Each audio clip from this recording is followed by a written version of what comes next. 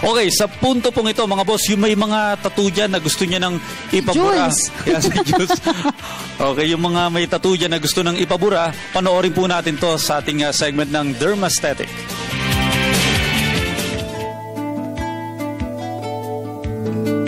Good morning mga boss! Andito na naman tayo sa ating one-stop segment ng Dermaesthetic. Ako po si Dr. Emily Eclipse para sa ating mga beauty tips. At kasama natin si Miss Checa San Diego from DCRH. Good morning, Doc, at good morning din sa lahat ng ating boss. Nandito na naman kami para pag-usapan natin ang lahat ng bagay tungkol sa pagpapaganda. Doc, ano po ang topic natin ngayong araw na to? Cheska, bali ang topic natin ngayon is about tattoo removal. Yon, using laser.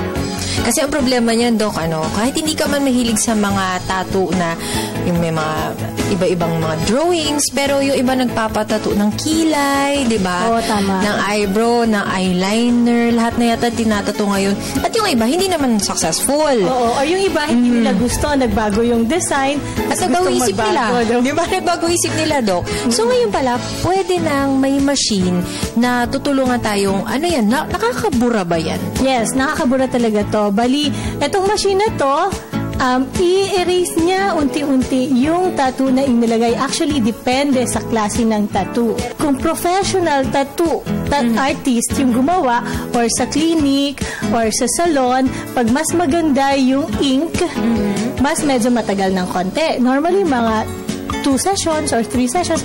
Pero kapag yung mga sa medyo yung ink hindi masyadong mamahalin, yung mga sa salon or sa mga tattoo artist na sa mga tabi-tabi, yun, minsan 1 session lang yun, okay na. Yun. Okay. Pwede syempre sa kilay. Nagpa-eyeliner ka. Syempre, parang permanent or semi-permanent. Hindi ba po yun, kasi laser yan, Dok, hindi ba yun delikado po para sa mata? Yung ating kinakatakot kung delikado hindi is depende sa gagawa. Depende sa lugar na paggagawan mo. At saka, syempre, depende sa mga ginagamit. Of course, syempre, tatakot tayo kasi laser. Baka mamaya magkaroon ng problema sa mata. Sa Dermaesthetic kasi, doctor ang gumagawa. And then, alam namin yung proper procedure para maiwasan natin yung mga complications ng pag-aalis. Ginagamitan din namin ng mga anesthesia. Kasi may mga ibang mga lugar na nag-aalis ng tattoo, walang anesthesia, so masakit. Oo. Tapos wala silang mga proper na protocol para maiwasan ma-puncture yung mata.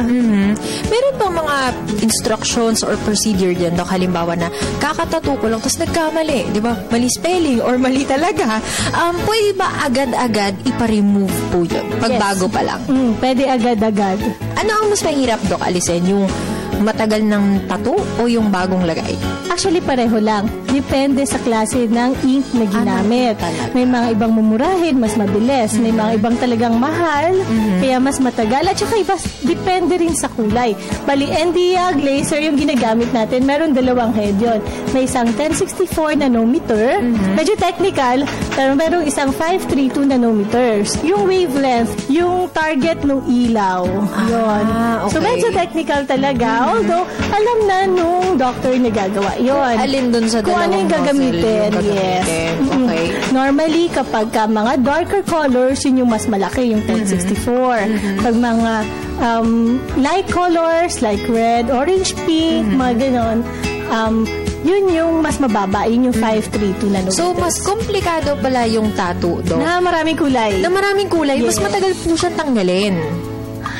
Basta, based on my experience, mas different type of ink na ginamit, mas matagal. Dati kasi noong unang panahon, pag sinabi mo na mas madaming kulay, mas mahirap tanggalin. Actually, hindi na kasi kaya may 2 head na tayo. Even Technicolors yan. Yun, pwede nang gamitin yung 2. Although, medyo complicated for the operator kasi babago siya ng head, tapos papalit na naman. Based on our experience sa clinic, depende sa type of ink na ginamit. So, kung mas more of synthetic, yun, kung mas maganda yung klase ng ink, mas matagal palis. Yung machine po ba na binabanggit nyo, Dok, pwede yan gamitin kung halimbawa kasi may nagpapatutok sa likod, sa puwitan, sa legs, kung saan-saan, hindi lang sa mukha, Dok. Any part of the body, pwede po ba yan? Of course po pwede. From head to toe, yung dati mong boyfriend, gusto mo nang alisin kasi Ex dati mo na. siya. Oo, papalitan mo ng iba, pwede mong palitan din. Oo. Ng boyfriend. Ano ba yun? May pupunta ba sa'yo, Dok, every year? Nagpapabalit siya kasi. Actually, yan. Oo. Actually, meron kaming patient na gano'n, pero hindi naman every year. Oo. diba? Basta nagpapalit lang siya ng ipapatato niya. Yes. Ano po, Dok, ang magiging itsura? I'm sure curious yung mga gusto nang magpatanggal ng tattoo. Kapag ba ni-laser yung tattoo, as in talagang parang walang nangyari, na fresh ulit at malinis yung balat namin? Okay. Actually, right after the procedure, makikita niyo magkakaroon muna ng wheel. No? Bali, ibabas niya, gaya ng ginawa nating pasyente. Ang nangyari sa kanya habang binabas natin ng laser, nawawala. Obviously, nawawala yung ink, pero nagkakaroon ng wheels. Parang umaangat siya, Dok. Yes, Oo. umaangat siya. Pagkatapos, pag umangat na yon, para siyang merong pantal. No? From there, after mga 3 weeks, i-check ulit. Kung may konti pang pigments na natira, Uulitin yung session. Oo. Okay. After ng talagang series of segment niya, dapat wala na. Talagang, ang matitira na lang is super light na hindi na masyadong pansin. Sa mga magpapatanggal ng tattoo, syempre isa sa tanong nila, Dok, masakit po ba yan? Yan, magandang tanong yan, Cheska. Pag-uusapan natin yan mamaya sa pagbabalik ng Dermaesthetic Tips sa pagpapaganda.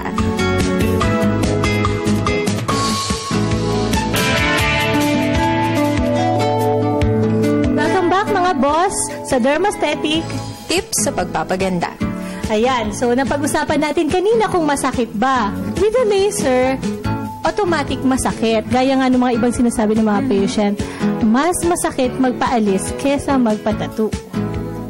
Meron na tayong sagot din para dyan. Meron tayong pinapahid na anesthesia. Yun yung topical anesthesia natin.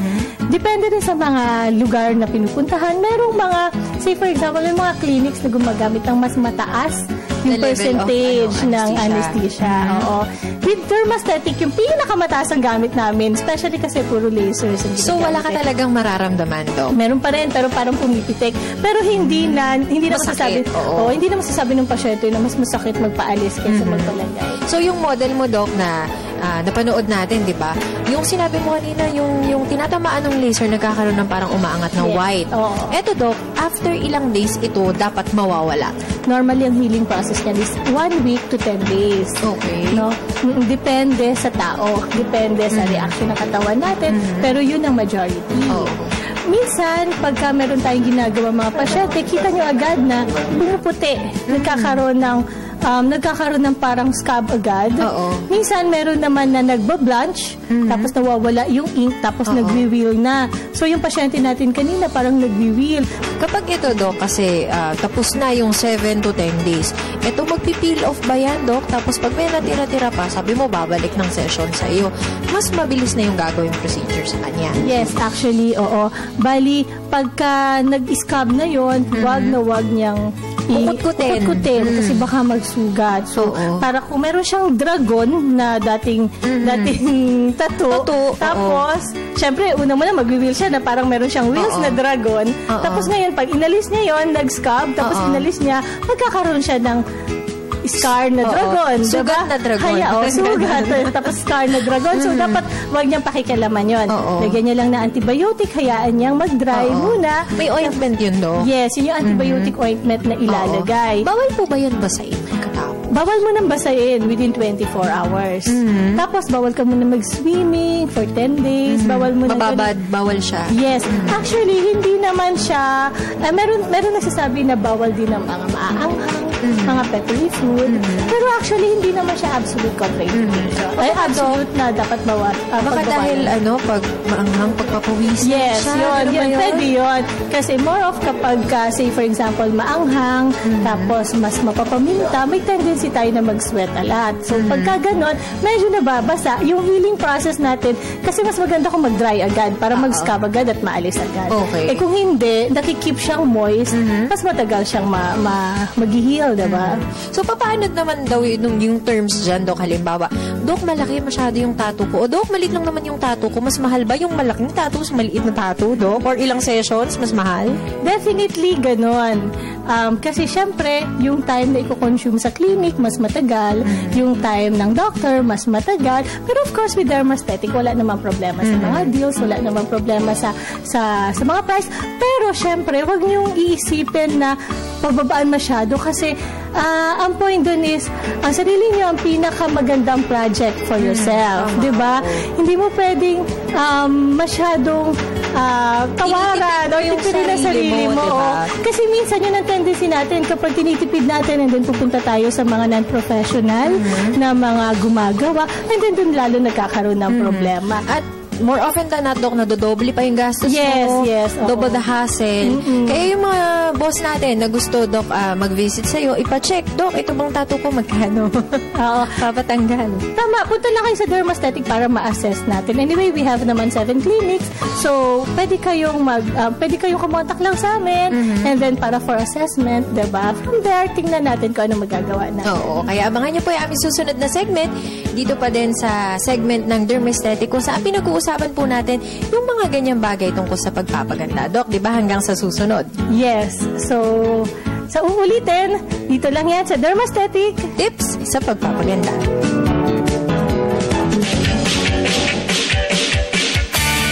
Ayan. Dermaesthetic. Oo. Dermaesthetic. Yan ang nag-aalaga sa ating mga skin.